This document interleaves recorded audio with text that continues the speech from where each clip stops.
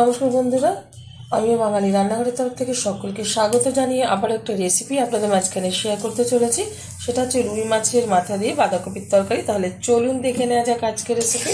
ওভেনে একটা কড়াই বসিয়ে তাতে দিয়ে দিয়েছিলাম কিছুটা পরিমাণে সাদা তেল। তেলটা গরম হয়ে যাওয়ার পর দিয়ে দিলাম খুব অল্প পরিমাণে একটু হলুদ গুঁড়ো। আর আগে থেকেই কিন্তু রুই মাছের মাথাগুলো ভালো করে দিয়ে পরিষ্কার করে নুন মাখিয়ে রেখেছিলাম। এবার ভালোভাবে মাথাগুলো ভেজে তুলে নেবো একটা পাত্রে। খুব সুন্দরভাবে কিন্তু মাথাগুলো ভাজতে হবে, নাহলে কিন্তু আস্তে গন্ধ বেরিয়ে আসবে সবজি থেকে ভালোভাবে ভাজা না হলে। মাছের মাথাগুলো ভেজে তুলে নিয়েছি একটা পাত্রে। এখন এই তেলে দিয়ে দিচ্ছি একটা তেজপাতা, কিছুটা গোটা জিরে, একটা শুকনো লঙ্কা মাঝখান থেকে ছিঁড়ে নিয়েছি। খুব ভালোভাবে ভেজে নিচ্ছি, খুব ভালোভাবে ভেজে নিয়েছি ফোড়নটা। এবার দিয়ে দিচ্ছি এখানে 1 চামচ মতো হলুদ গুঁড়ো, দিয়ে দিচ্ছি টুকরো করে রাখা আলু।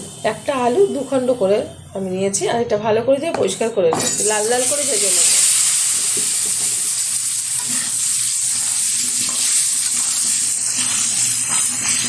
আপনারা আলুর টুকরোটা ছোট করে নিতে পারেন, তবে এরকম দিলেই বেশি ভালো লাগে।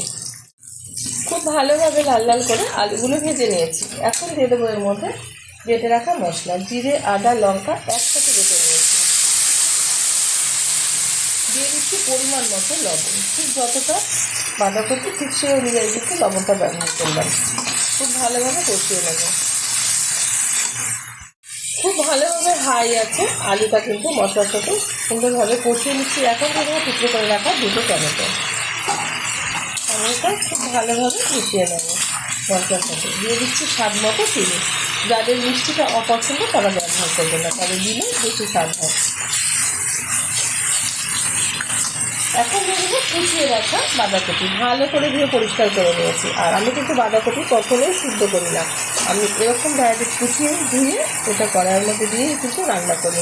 কারণ সিদ্ধ করলে কিন্তু তার টেস্ট আলাদা হয় সবসময়।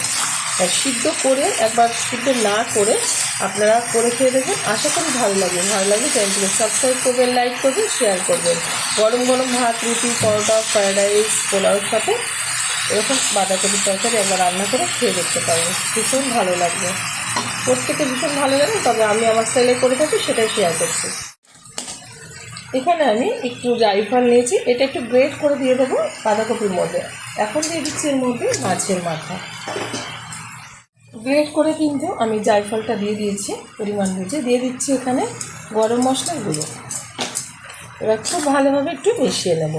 এখানে কিন্তু কোনো জল ব্যবহার করব না, আমি হালকা আছে এটা রান্না করে নেব প্রায় 20 মিনিট ধরে। এই সবজি থেকেই যা জল বেরোবে এতেই কিন্তু খুব সুন্দরভাবে রান্না হয়ে যাবে। ঢেকে দিচ্ছি 20 মিনিটের জন্য, ওভেনের আঁচটা লো করে দিচ্ছি। ঢাকনাটা তুলে দিচ্ছি।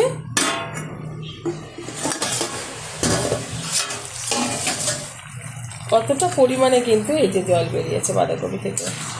আর এদিকে আলুগুলো খুব ভালোভাবে এই যে সিদ্ধ হয়ে গেছে। এবার একটু আমি খুন্তির মাধ্যমে ঘেঁটে দেবো কিছুটা আলু, তাহলে কিন্তু এটা খেতেও ভালো লাগবে। আর একটু এই যে জল জল ভাব আছে এটাও টেনে যাবে।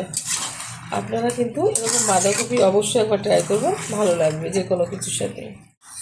বাঁধাকপিটা কিন্তু এই যে হয়ে গেছে, যা জল ছিল ঝোল ঝোল ভাব ছিল পুরোটাই শুকিয়ে গেছে, আর একটু আঠালো ভাবও এসে গেছে।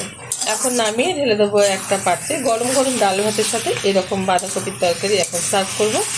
আশা করি আপনারাও করবেন, ভালো লাগবে। দেখা হবে পরের ভিডিওতে নতুন কোনো রেসিপি নিয়ে। ধন্যবাদ।